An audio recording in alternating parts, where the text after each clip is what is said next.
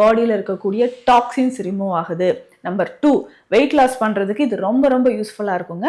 Number 3, முக்கியமாக இது எதுக்காக போடுறோம், நம்மளுடைய நெஞ்சு சளி போகிறதுக்கும், நாட்பட்ட சளி, இருமல், இல்லை தலைவலி இருக்குது, தலை பாரம் இருக்குது, அதை குறைக்கிறதுக்கும் நமக்கு இது பயன்படுது அப்படின்னு சொல்லலாம். அடுத்து நம்பர் 4, கான்ஸ்டிபேஷன் இல்லாமல் இருக்கும்.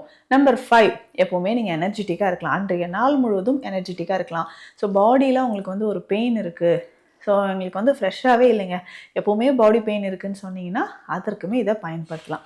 ஸோ ரெகுலராக இதை குடிச்சு பாருங்கள், நல்ல ரிசல்ட் உங்களுக்கு கிடைக்கும். ஸோ எப்படின்னா ரொம்ப சிம்பிள். ஸோ ஒரு பேன் எடுத்து வச்சுக்கோங்க, 1 or 2 டீஸ்பூன் அளவுக்கு கடுகு அதில் சேர்த்துக்கோங்க. டேபிள் ஸ்பூன்னா 1 டேபிள் ஸ்பூன் அளவுக்கு கடுகு சேர்த்துக்கலாம். ஸோ சேர்த்து லேசாக ஒரு செகண்ட் தான் அந்த ட்ரையாக இருக்கக்கூடிய பேனில் கடுகு போட்டு லேசாக வறுத்துட்டு உடனே என்ன பண்ண போகிறோன்னா தண்ணீர் விட்டுருங்க. ஸோ தண்ணீர் வந்து 2 டம்ளர் விட்டுறணும். தண்ணீர் விட்ட பிறகு சுக்கு பொடி ஒரு 1/4 டீஸ்பூன், 2 ஏலக்காய் அதில் போட்டுருங்க. அதுக்கப்புறம் சின்ன துண்டு கருப்பட்டி, இல்லைன்னா நீங்கள் ரெடி ஆனதுக்கப்புறம் கூட ஹனி மிக்ஸ் பண்ணி குடிச்சிக்கலாம். ஸோ இது நல்லா பாயில் ஆகட்டும்.